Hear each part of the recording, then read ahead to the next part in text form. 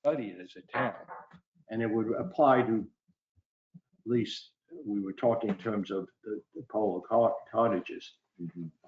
So those kinds of things. We were also looking at this angle of the vision of angle of vision. Yeah. which is a complex, but probably something that we want to consider, and so et cetera. So I think realistically, maybe we don't have a recommendation till end of summer, early fall. Can I ask Paul? We said we've got to be, the staff have a lot of legwork to do. That's going to be one of the deciding factors on what's a realistic timeline. In your mind, have you got an idea of what you have to do? So the biggest time requirement would be speaking with the town of Palm Beach and determining how we would incorporate angle of vision into our code. I think that is a very helpful from a massing standpoint product and tool that we can use, and it does treat all of the properties differently based on some of the different factors. I think width for the width, but also when you're looking at the road at a certain height and the finished floor elevation at a different higher height, that allows you to control, I believe, from the street what the perception of mass is. So I think that really very much is something that I'm looking forward to finding out more about and trying to incorporate that into the code. But that's going to be something that is going to be take up probably a majority of the time. As far as the other items on the list, I would like to get some input and direction, and then we can continue to look at that. If increased maximum lot coverage for one-story homes is something that we want to pursue, then we would have to look at what our code allows and how that could be adjusted. Mr. Lyons circulated some figures based on the floor area ratio of his lot as an example, and reducing the setbacks and what sort of percentage that would be. So how does lot coverage dovetail into allowing some flexibility there? Same thing with a number of those. Sure. So we'll get to you. So let me summarize. We've had 3 meetings. The first meeting we had was to identify what we were trying to accomplish. And one of the things we said that we wanted to do was speak to various parties. And so we've had the architects, we had the city planners, we've had, by virtue of members on this committee, resident input, staff input. I had thrown the notion of developer or developers coming in and commenting. I'm not sure that was necessarily a good idea, but that was one of the things that I suggested we consider. I think that we should delete that unless people, okay. So at this point, I think that we have a working list of potential changes to our code. And what we need to do is really study the pros and cons of each of those. And so what I'd like to do today is an initial, not initial, but I'd like today to be sure that we're all on the same page of things that we're thinking about changing. Okay, and Trey has put together, and I have some additions, but Trey and Gray, excuse me, we have, this is an initial list. We've talked about maybe changing setbacks for the building, but also the second floor. We've talked about roof heights, how we might want to change those.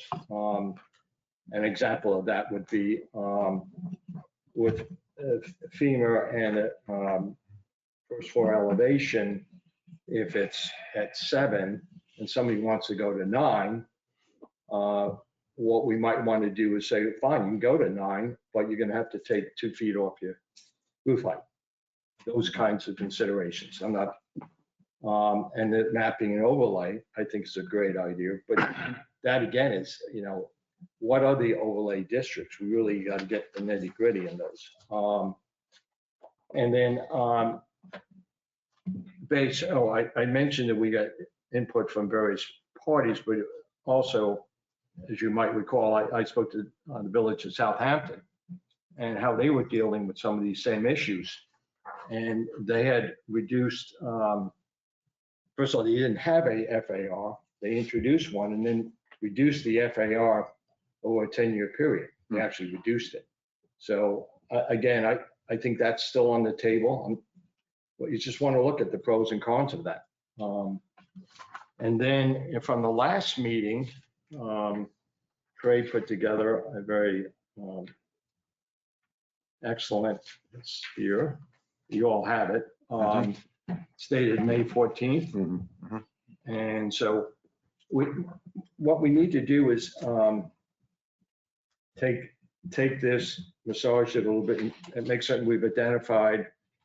One other thing I recall was terracing in terms of its impact for the streetscape. I forget who brought that up. Gary brought it up, or Mark. So we don't have the building just stepping up, but with terrace. So we might want to have that as a consideration.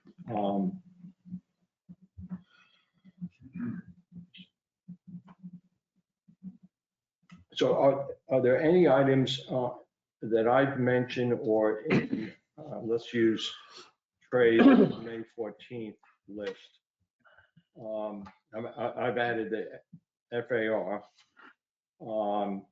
the terracing. Is there anything else that we want to add to this list? One thing I want to be sure that we have included. We have Mr. Koch's allowance for covered and uncovered floor area for one-story homes, because I like that idea. So anything else we want to add?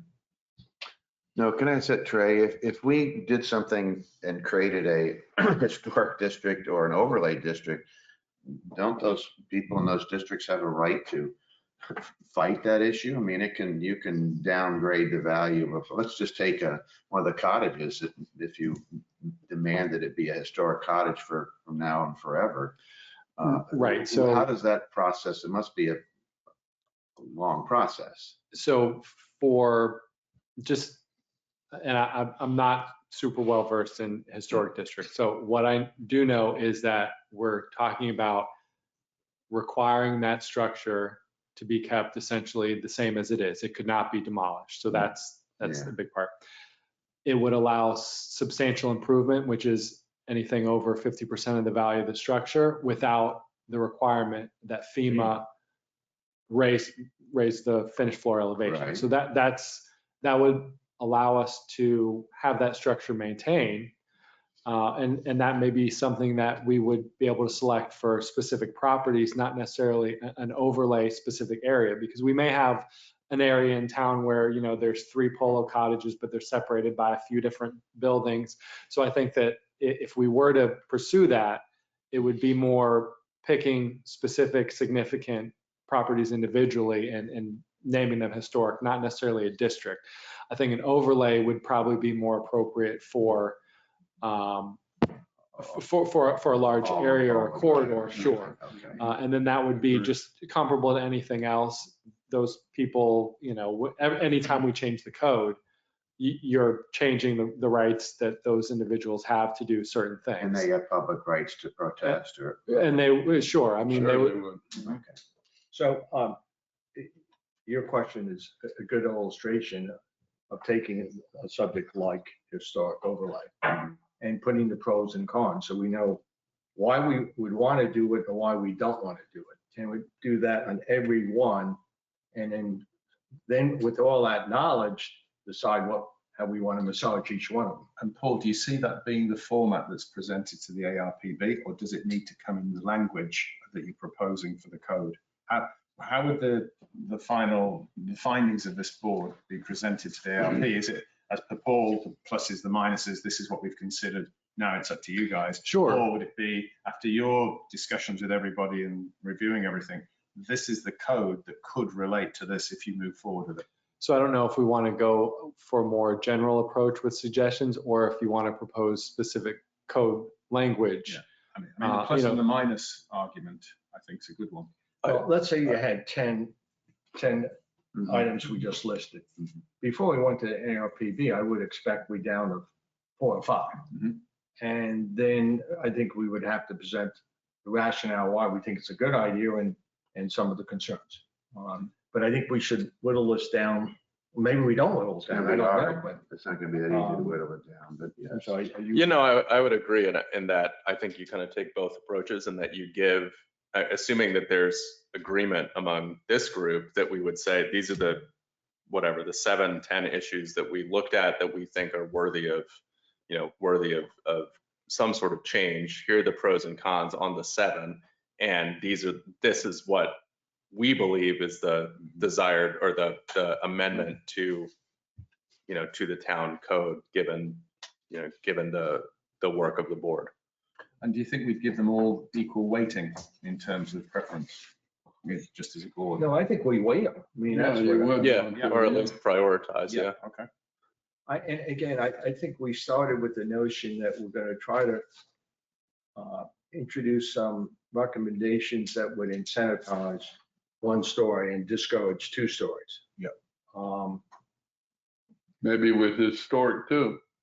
Yeah. Maybe because you're going to have to, I mean, if you keep it where the base elevation is so low, or, you know, where it is now, can they get insurance? Can they get a mortgage? Can they, you know, we gotta Yeah. Well, that's, force them to do something, and they can't get a loan because it's below the flood, you know, and I think that might be something we need to address.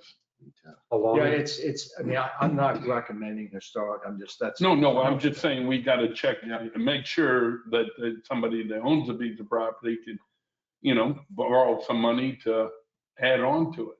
You know, at the end of the day, to find the right balance between retaining this unique character of the core district and at the same time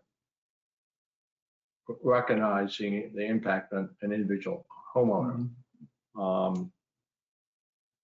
And that's, you know, a fine balance, but I mean, that's, you know, I guess That's what we're doing. I mean, that's what leadership is. You know, Right. we may have to make some difficult calls, but my attitude, and will continue to be, is I would hope that in 30 years, when somebody's going down Polo and the Gulf Stream, that their sense of air and openness and versus The character hardscape we have. is what, because I mean, a nurse came to our house and she's never seen anything like this in Florida.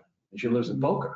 She said, oh, I didn't know that we had, you know, and I've heard that numerous times from people who've come to our house who aren't familiar with it. So enough of my. Paul, along those lines, I'm just wondering, like your initial mandate had to do with what you suggested, which was more about how do we motivate 1 story versus 2 story? Is there a way to sort of bifurcate this where maybe we can come up with some fairly simple suggestions by June, and then you either reconvene this committee or you form another committee that does historical and other things that really weren't part of this mandate? Or is it much better to do it all at once? I think it's better to do it all at once, because I mean, I want your input on historic. It's just those will be, the only thing is like the complications on those seem Well, like, that's a particular one that I would say is far more complicated. or even the angle of view. I mean, I don't know, maybe you've studied a little bit, Trey, but I just find it hard. I feel like the angle of view, unless you were to really expand the things, you're gonna get rid of 1 story to get 2 story, because all of a sudden you're pushing one side back, and in order to get that whole thing. So that's more, so if there's simple things, they bring 95% of the new homes down to 1 story or something. And then either an extension of the committee or, but something where they can choose what they want. But you know that our goal is what you just said, sanitize one stories. We're not going to always get one stories. So when we don't have one stories, how do we address the 2-story massing? And it's a two-edged sword, I think. We have to look at both. And I've suggested to Trey that we look at, I'm trying to get this right, angle of vision. I get it right? Yes. I would like for us to take some homes that have been built recently and superimpose it on those and see how it would have been different. It might not be at all different, or it might be so radically different that it's too radical. I mean, to me, it's such a abstract concept. I can't absorb it unless I see a visual. So If it would only apply to 2-story, it could work. And Gary, I think that Greg and Trey and Renee are all, didn't you say earlier today that you're gonna go to Palm Beach and actually visit their planning department about this angle of vision? That is what we're going to try Yeah, to that'll do. be really helpful. Yeah. Really, and maybe get, how many pages is it in their book? I mean, is it one? Yeah, I haven't is it looked long? that up, but I mean, know can you that it, describe it clearly in a couple pages, or is it a, Well, let It me could be share with you what I said to Trey on that subject. And I don't mean it impolitely, but I don't want for a town or town staff not to do something because it's too complicated. Nothing's too complicated for you guys. Nothing's too complicated for Renee. No, but seriously. Cubic content would be. Yeah, I think the everyone cubic said content we ratio scratched that. is- We're done with Yeah, that. but I don't want to dismiss something because it looks like it's too complicated, like many things. Once you get into it. And I almost called I'm sorry. Hollis this week when I was doing the minutes to find out what the exact definition was of angle of vision, Yeah. to Yeah, well, let's spell it out a little more. Okay, so we know where we're going. And so to summarize, we want to whittle down I think we have a working list. We want to whittle it down to the ones that we think we should seriously adopt and include some reasons we want to do it and reasons we don't want to do it, the pros and cons. And I think realistically, that's not going to happen. The schedules get complicated in the summer. A lot of us are going to be traveling or out of town. I don't know whether you want to come back for ad hoc meetings. Probably not. I don't think a lot's going to happen between now and the summer. I also, at the point where we're going to really introduce something different, I want the residents to at least be aware of what's going on. Mhm. So, no, we didn't hit our desired schedule, but for good legitimate reasons. And so at this point, I guess what I would recommend, let me ask the question of Greg and Trey, Renee, on building setbacks.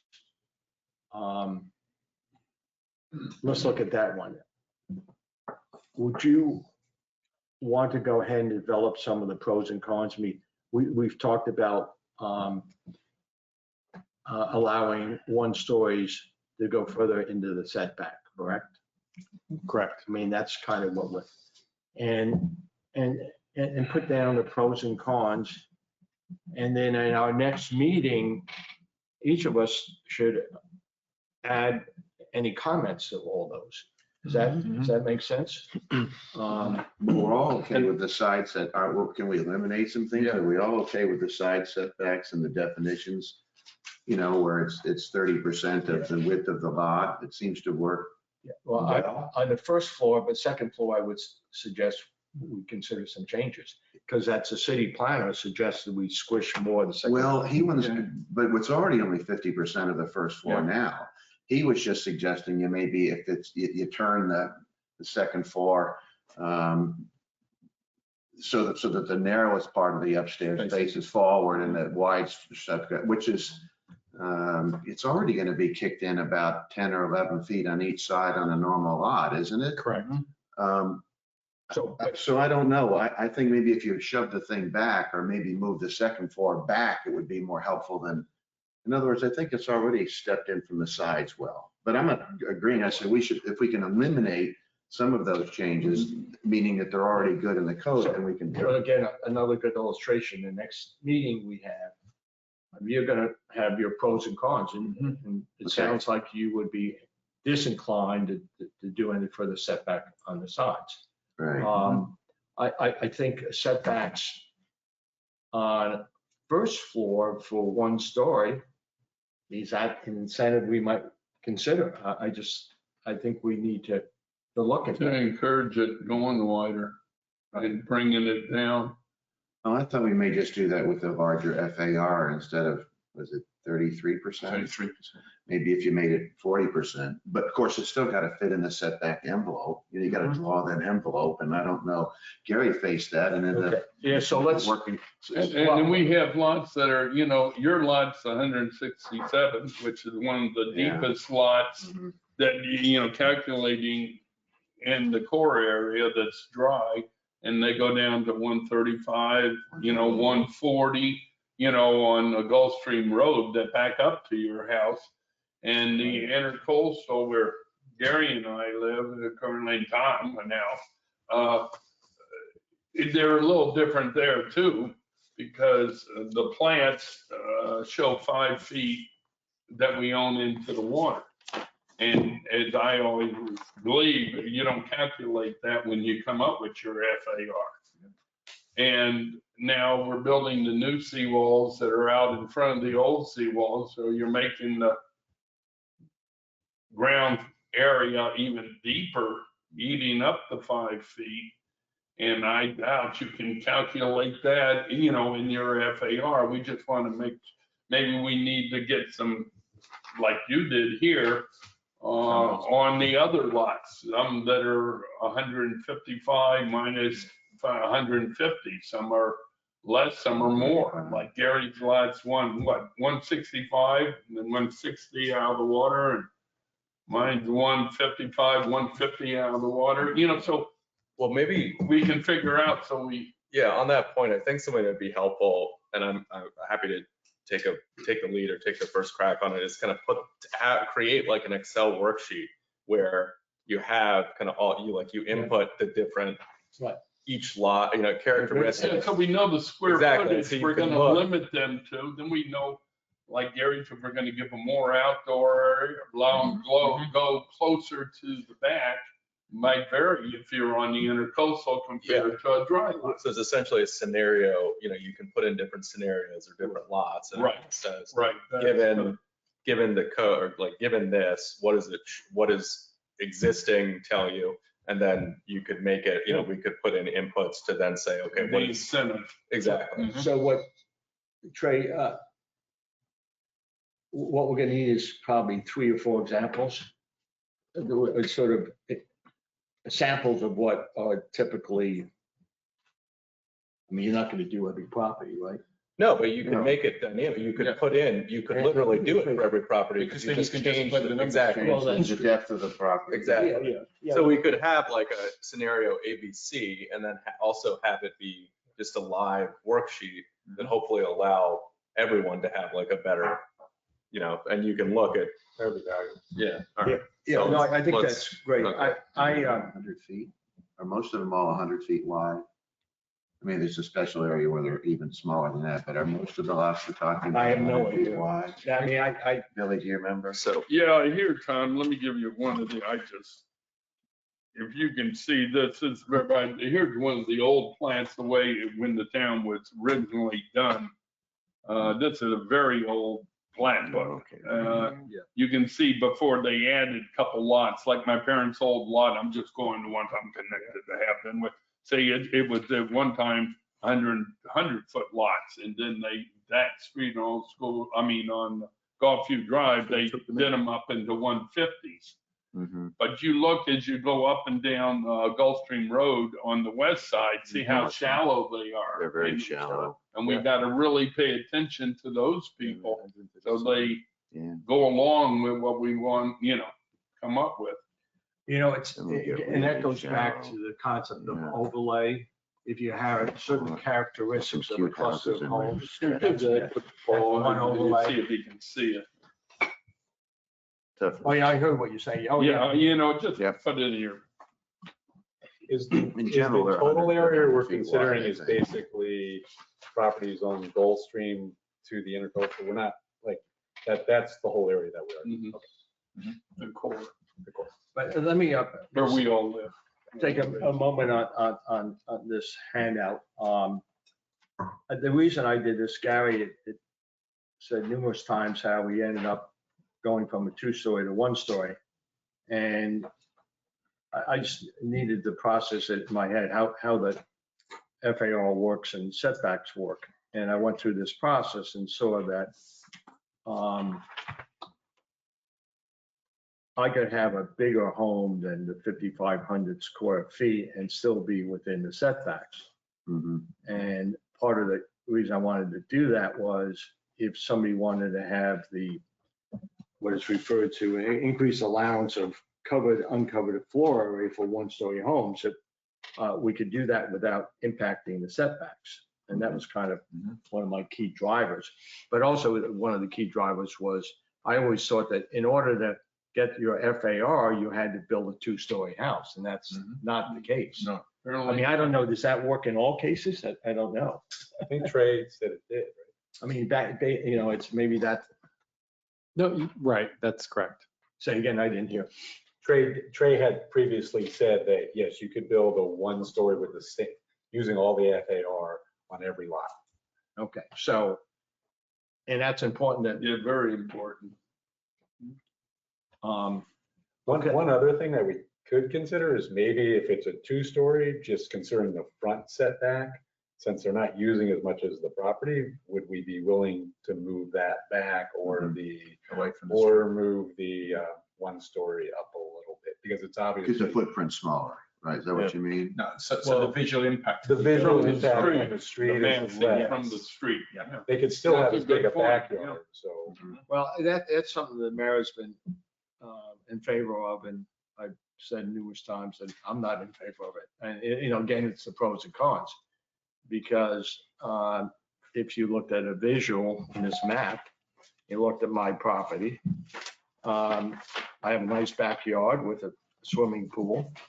And if the house next to me had been a 2-story and they pushed it back, their bedrooms would be looking over my backyard, which frankly I don't use. I only look at it from the patio. But, the fact is that, I'd like my privacy.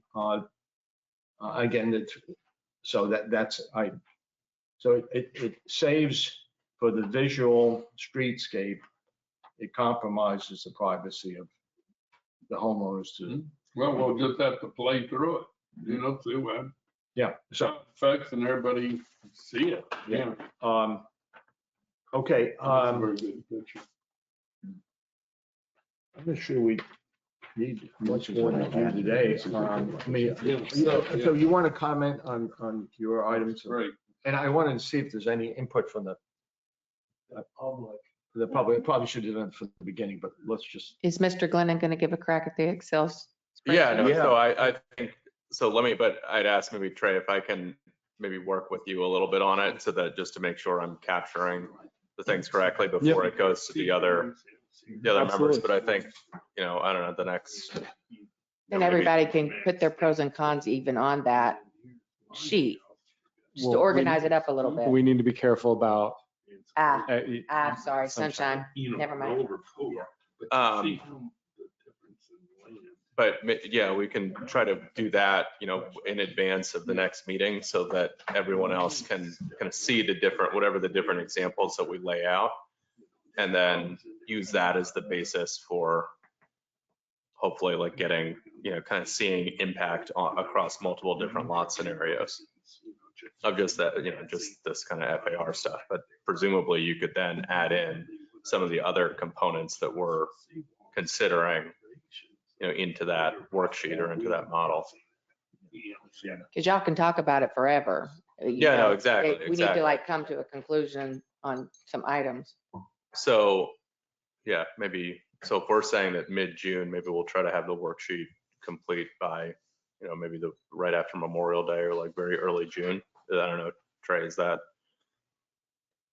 Yeah. Sure. Yeah, Yes. I mean, do you think that's reasonable? But we need to get over to Palm Beach. I was gonna say, that seems one of the long, determinations, getting Yeah. with Palm Beach, what their availability is. I can give them a call this week. Yeah. Oh, Can I yeah. set up a meeting? Yep. Okay. Troy, do you have some other items that? And no, I just have items A through H from the meeting or from our last meeting on the 25th. I don't know if we wanted to have some discussion about those with some feedback as far as whether or not you wanted to eliminate them or continue pursuing them. We did mention a little bit about historic structures again. That is only structures that have sort of significance in town that are older. And then we would be sort of keeping that as a snapshot in time. Those would be able to be restored, and improved, but that would be the structure that's on that lot indefinitely, right? So that's, we would need to identify what those structures are, what their importance is. Outside of the core, we obviously have, some older houses. Lemon Hill is one of them. There's also one on the beach from, I think, the 20s. I think Mr. Ganger lives in one as well. So we have some that could conceivably, outside of the core, be subject to or are historically significant, due to their age and architecture. I don't know what we have in the core. Certainly also, Polo cottages, we do have a number of those, but if you want me to continue to look into that and determine what that is, but really that's just relief from the substantial improvement and increasing the finished floor elevation. So if someone wanted to make improvements to that property, they would not be hindered by the FEMA regulations. All right. Okay. Angle of vision, we covered that, and I think that's something we're all very much interested in pursuing. I really think that,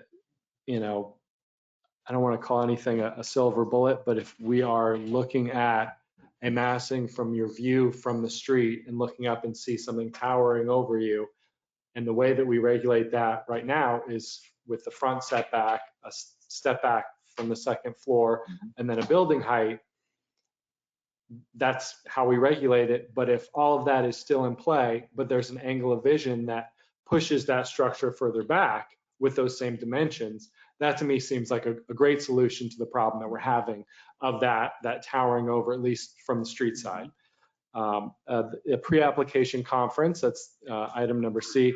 Currently, we require a pre-application conference 15 days in advance of submission to the ARP. That's administrative. If you Administrative. guys want to do it. Okay. You can take that off I mean, the you- list. you- I don't think We That's that's. like- going to hold people's feet to the fire anyway.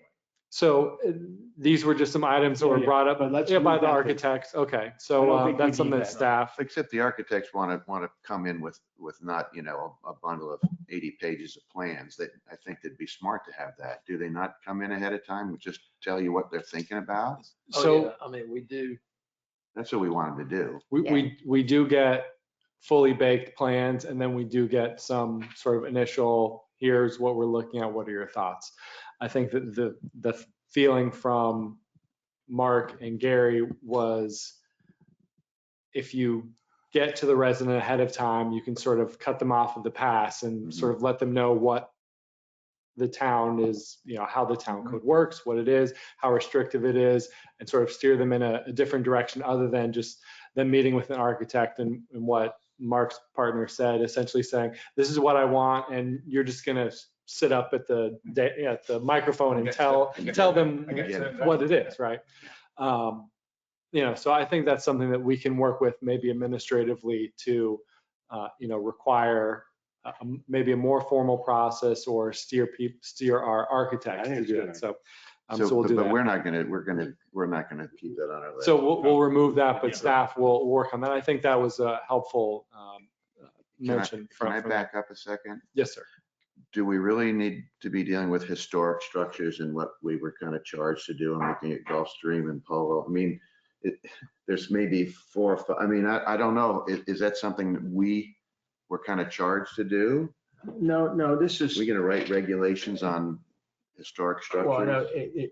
it was an effort to address a distinctive overlay, polo cottages, and look at ways, maybe we don't use the term historic, I don't know.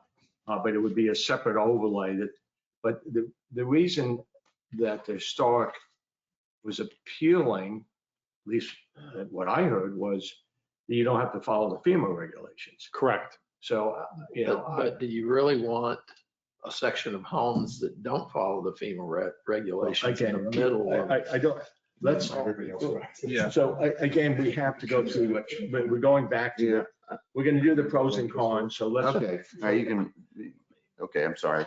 For right now, what we'll do is we'll on a staff level identify potential structures in the core polo cottages based on age of construction, and we'll just okay. We'll probably eliminate it, but I want to make certain that we study it carefully and not just say, well, doesn't sound good. So another one was increased maximum lot coverage for 1-story homes, and that kind of also dovetails into the next one, increased allowance of covered unenclosed floor area for 1-story homes.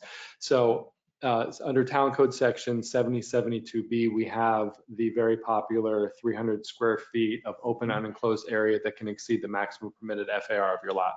There's a trade-off there where you need to have 2 square feet within your maximum permitted FAR that offset that 300. So ideally, in a perfect world, if you can get your full 300 square feet in addition to the maximum permitted FAR, you have a net of 900 square feet of open unenclosed area.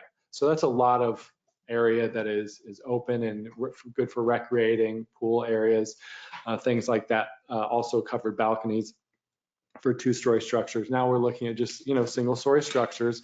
If we allowed some more flexibility to increase that number or did not require a 1-for-1 offset, that would, I would think, encourage with a, not necessarily by increasing the FAR from 0.33, but effectively increasing it by saying you are not required to count, or you can have more covered unenclosed areas. So if you think about our code, everything that's enclosed counts, but also everything covered counts. So if you eliminate the things that are covered, you really get a larger air-conditioned area. You're going to get a larger master living area, all these other things. It does include your garage, but that's what your total would be. And then you would add on some additional outdoor spaces for recreating that are covered that would not sort of penalize you, if you will, with your sort of air-conditioned space. So I think that with that, very much ties into maximum lot coverage, because the more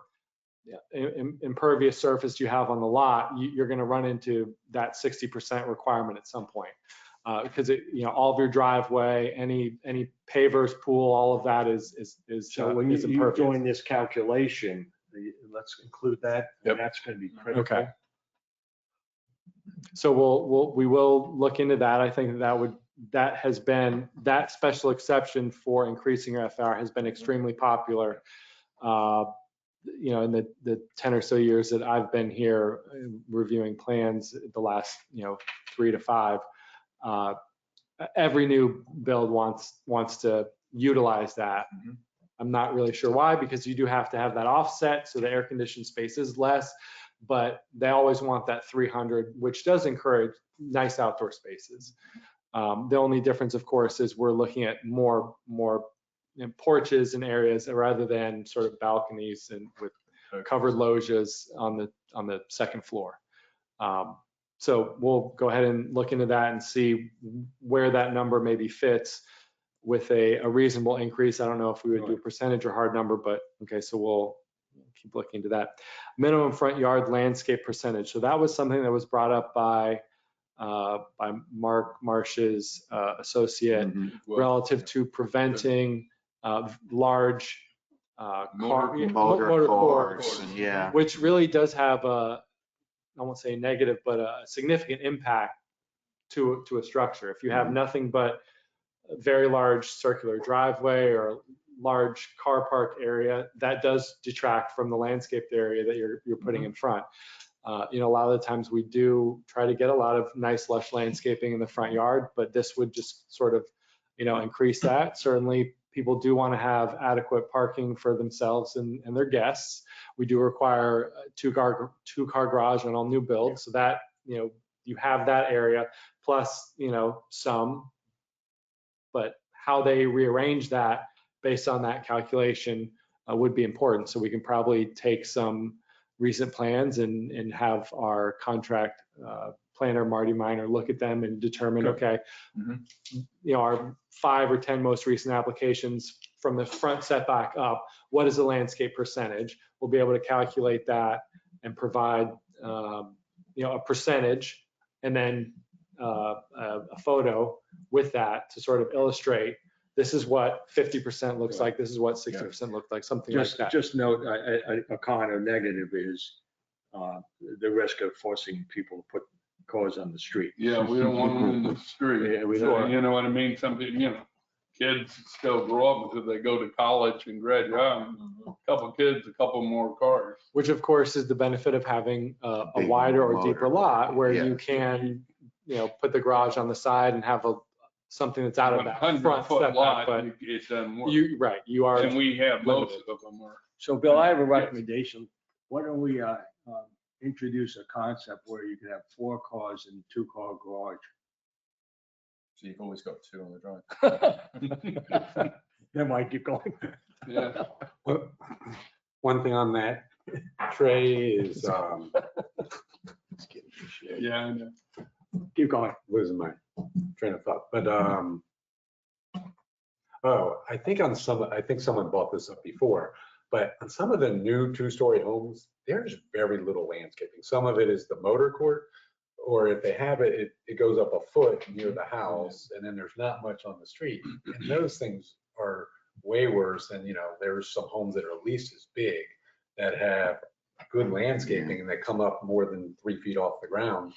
It makes a huge difference. I don't know if that's something that can be addressed on 2-story homes or not, but In terms of height as opposed to percentage. height and percentage, it's, like you've got at the, like Lakeview and Gulfstream have 2 really big houses, 2-story houses, but the landscaping's unbelievable. It kind of looks good. 30 feet Yeah, tall. and the other thing with that one is we've always pushed on the ARPB that don't show us what it's going to be like in 10 years time, 5 years time. What's it going to be like at the day of demolition? Yeah. That's important. CEO. All right, we have Height. increased height for entry features. I just want to note that really for staff, that is applicable to 1-story and 2-story structures. I think that with the applications that we've seen, in addition to the comments that were made by the architects, I think that we should increase that. I think 6 inches or a foot, just because right now, if you have the entry feature at the 2nd floor and then a railing, you cannot get it high enough to where it is actually a usable balcony. And I think that we don't want to prohibit having a front balcony area that you can use for recreating. So that was something that when we eliminated the discouraged items, that kind of went away, whereas normally they would use that. So, if the committee's okay with us looking at that sort of on an administrative level and maybe bringing that to the town commission. Yeah, we'll just Okay. make that an All right. It administrative. sounded like both Gary and Mark could tell you almost exactly Yeah, what they it needed could to be work with that. architecturally. It Sure. wasn't much. It was maybe No. a foot. did It they was say? 6 inches, 6, and it causes us grief I'm every, glad they spoke up. This application. is just not workable. Yeah, we spend more time. yes, we Yeah, do. I think my point was Yeah, civilization yeah. won't implode. Okay. And then I just wanted to ask that Oh. we identify the current structures that you believe are illustrative of what we're looking for in town, right? So, if you can, provide that to Renee, and we can kind of circle back with that and see what we think works and what doesn't work based on what our existing code is. I've said it many times, our existing code is a thing of beauty. So I think that we're getting some really good structures out of it, but what is it that we're seeing that you don't like? And is it more landscaping? Is it more motor court? And how does that relate to sort of the changes that we're looking to implement? When you say identify current structures, that would be new builds. is that- A new, sure. I mean, it could be something that's older, but the issue, of course, is if you go back 20 years, they're not designed in our current code. So what have we introduced in town that seems to maintain the count? Yes, sir. Trey, and I think you mentioned terracing a half hour ago. We're gonna just add that into the front yard Yeah, landscaping so, issues, right? Yeah. The additional were reduction of the floor area ratio. Now, is that something that we're looking at just for two-story structures? Are we looking for it Just in an overlay? Look at the pros and cons on both one story and two story. Okay. Because Mark was a strong advocate of that. He's already applying it. Mark Marsh said he's already, putting it into his plans. I know instinctively it's sort of taboo, but having at least one from another town that is as litigious as any town, the South Village of Southampton, and they didn't have any lawsuits. And it's really been an enhancement to the redevelopment of all these old homes. So I want to study it. Study is too strong, but at least look at it. So one other thing that we talked about planning. One thing I've noticed on new construction, lighting always seems to really strike you as wow. Have you noticed that some of the newer houses seem like they're all lit up? You mean just exterior facial lighting? Yeah, I mean, so Gary, have you noticed that? I mean, in core? If I did, it would be the same homes that don't have landscaping. So, I'm not sure. Yeah. I'm not sure, but yeah. But I think that's an awareness of the lighting.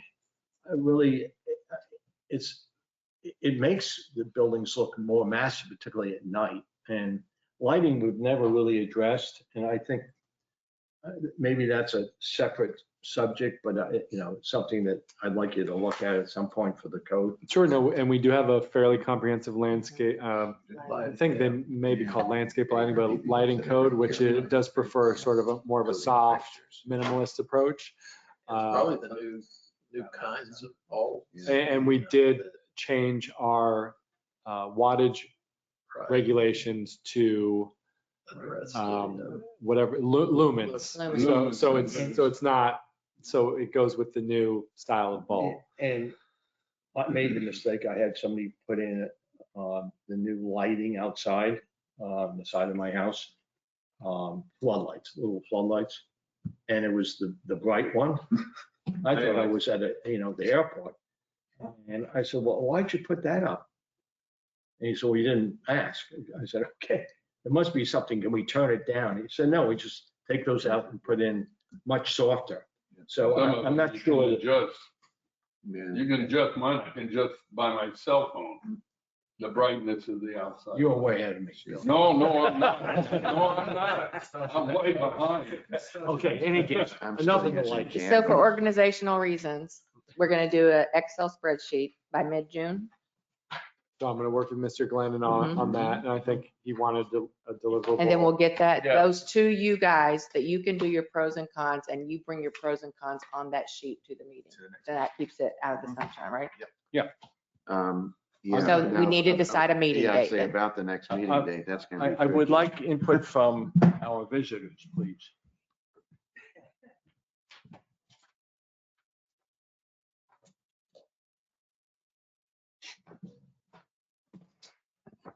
I'm going to surprise you all by complimenting you.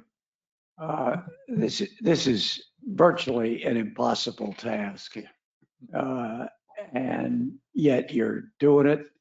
I think that the trip to Palm Beach is going to be one of the more frustrating things that those of you who are going to go are going to go through.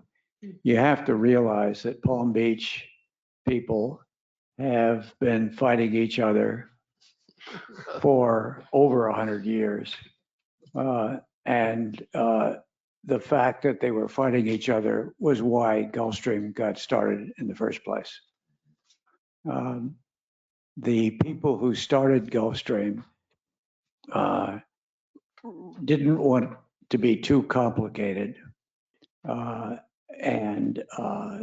they believed ardently that a town that had a principle, that lived by it, that grew slowly, that grew with beauty in mind, was what they wanted.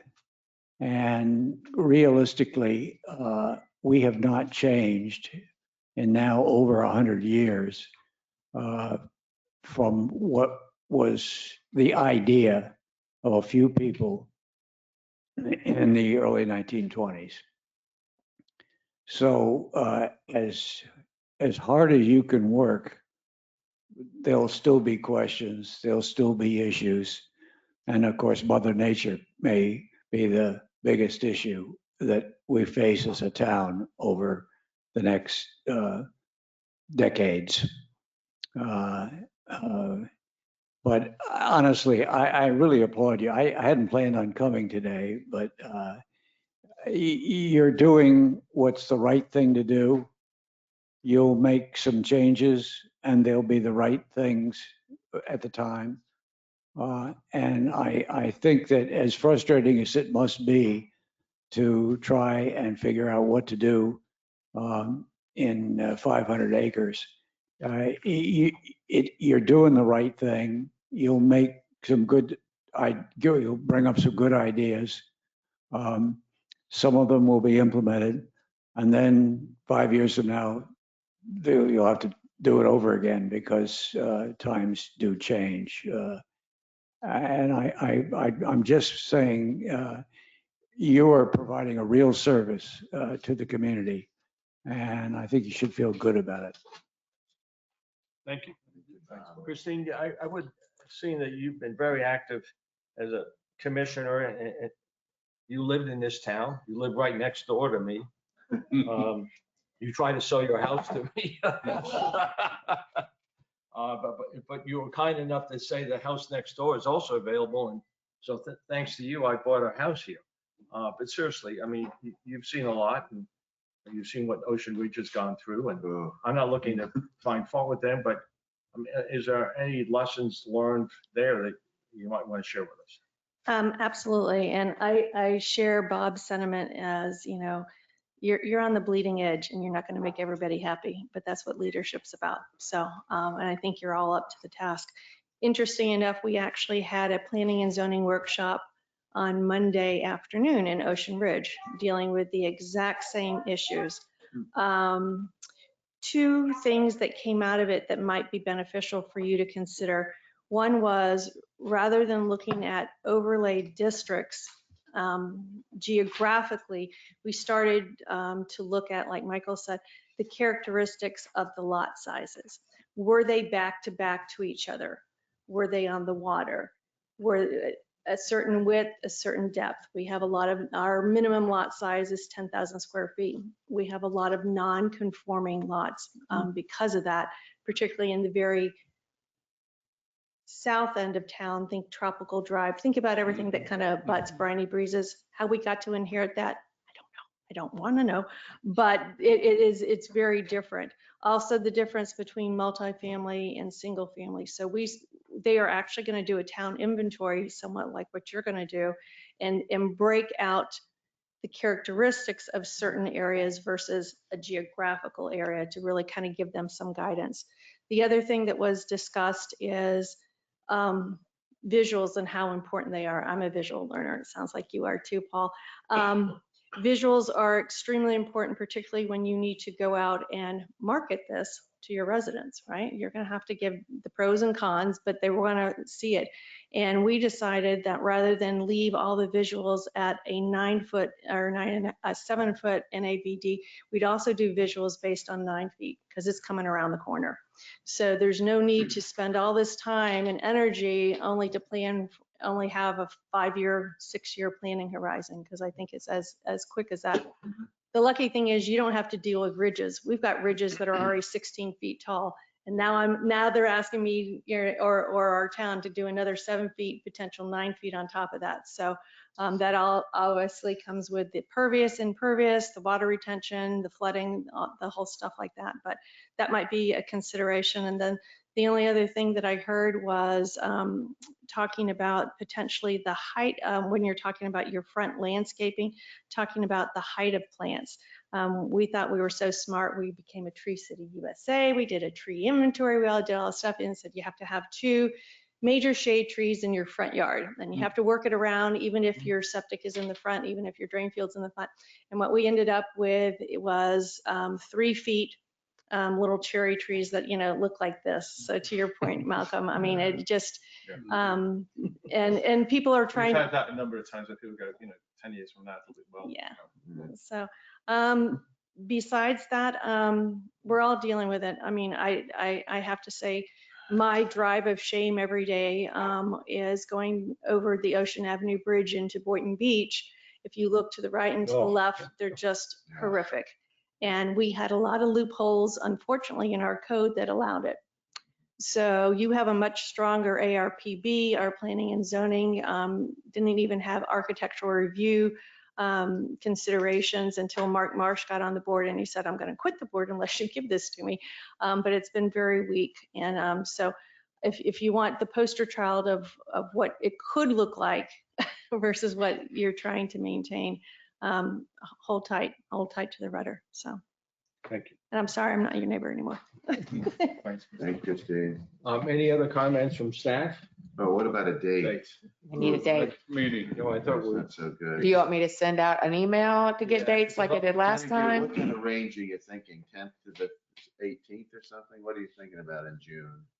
Well, mid-June to get the Excel spreadsheet to you guys would be like the 12th or 13th. So then to give you guys time to look at that, give your pros and cons, I'm thinking towards the end of June or beginning of July. I can work faster, we can, early June, I think is fine if we, I think, don't let that be the. Who's leaving? Who's leaving? I'm leaving the 8th, so if we're gonna do early June, let's do it before, otherwise I don't have to fly back 3 days later. I'm out of town until the 11th. I'm out of town to the 11th of June also, let's say, not 11th or 12th maybe, then I'm here 12th to the sort of the end. 13th. 12th, 13th of June. Let's just, if you don't mind, let's just do one the 7th and just, we'll have what we have. Because a lot's going to depend on, that's an awful lot you've got to do.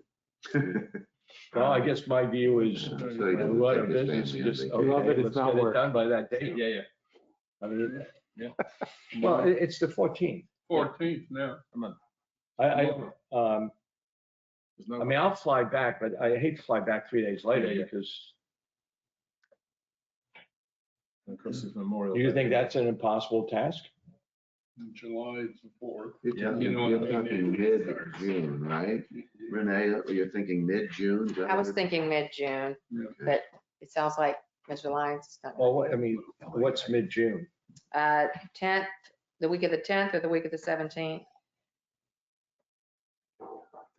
Watch you on the 17th, 18th, 19th. Well, I mean, if we're gonna wait until the 10th, let's wait until the 17th and then you'll have plenty of time.